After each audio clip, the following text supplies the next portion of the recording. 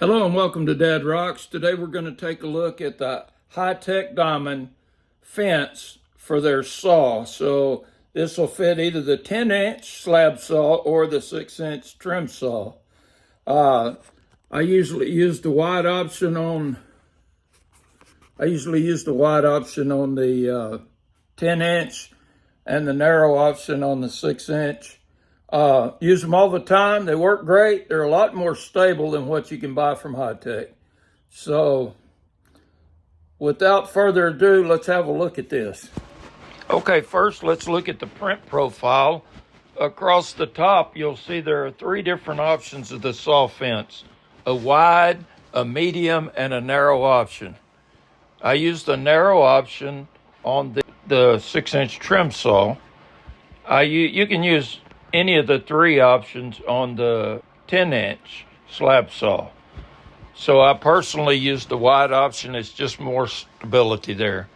In the lower left, you'll see there's four options for filler gauges. They are a 3mm / 5.5mm, a 3mm / 7.5mm, and a 3mm / 9mm, and then a 9/12mm. Finally, there's two options for the pin inserts.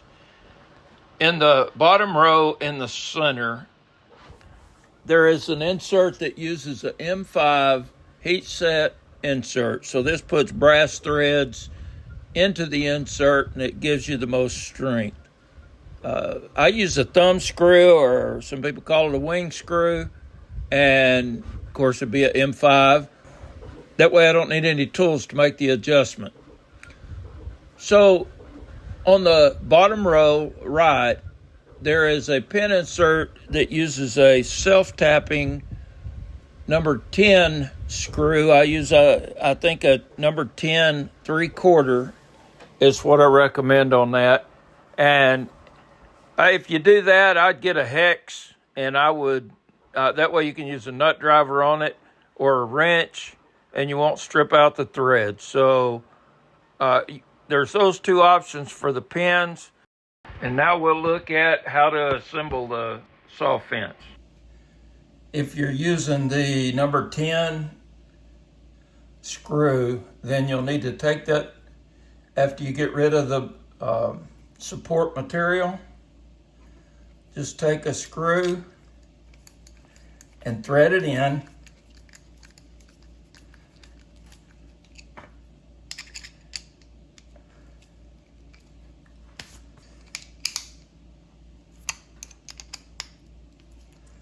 It'd be a lot easier if this was put in a vise, but I don't have a camera set up in the vise, so that just broke through. And that'll make it easier to screw in now, so you won't have to cut the threads while you're assembling it. Okay, to assemble this, you'll just take and put that, you just take and put this rectangle or square into the slot.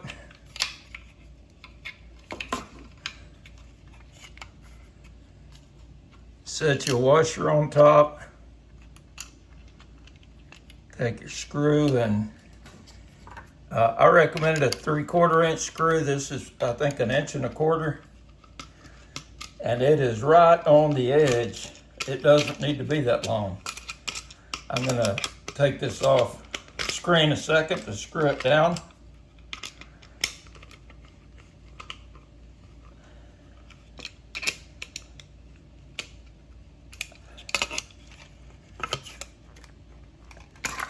Okay. So I'm going to do the same thing. I'm going to just skip.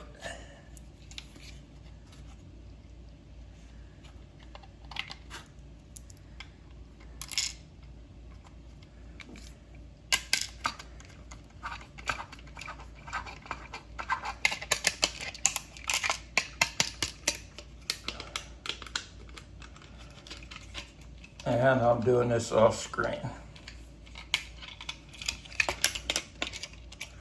So the idea of this is that you keep it, you just barely have to loosen that, and then you can slide it back and forth to adjust the thickness of your cut. We'll go take a look at it on the saw outside.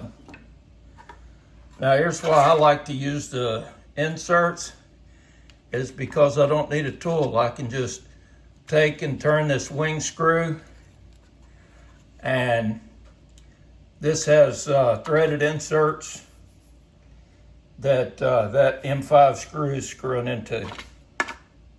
So we'll go out to the saw. Okay, now to use this, you just take and align the pins with the holes here. And the first time, it may be a little stiff going in. It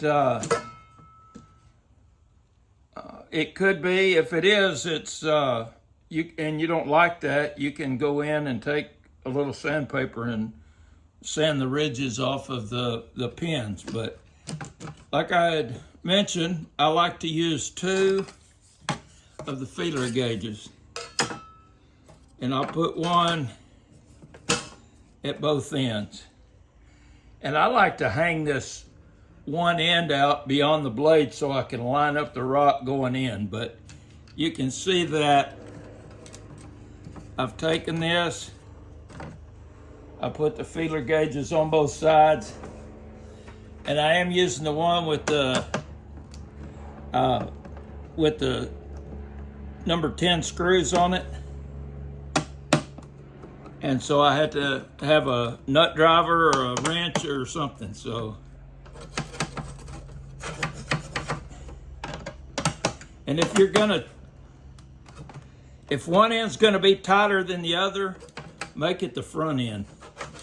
Because you don't want, as you're feeding it in, you don't want to pinch the rock against the blade and bind up the blade. So that's how it goes on. And again, these are brand new pins, so they fit in a little tight right now, but you know, like I said, they'll wear down, or you can take a little sandpaper and knock the edges off here and it'll go in just fine.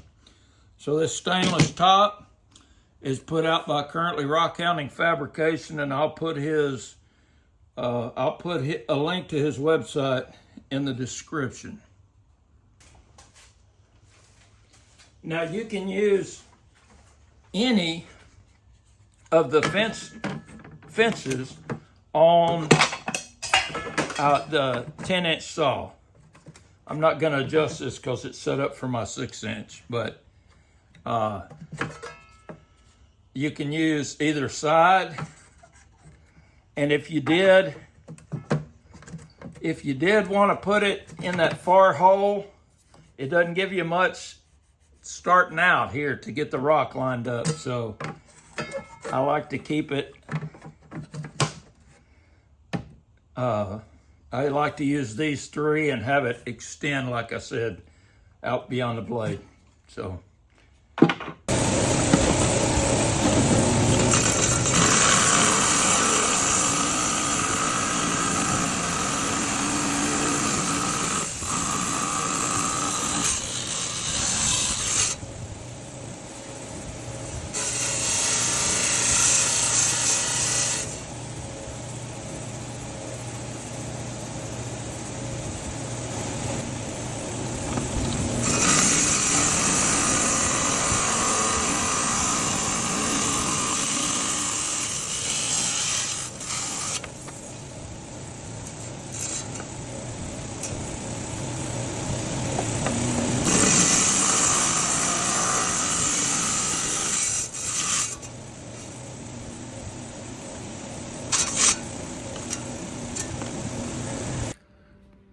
well, that's the slab saw fence that I designed.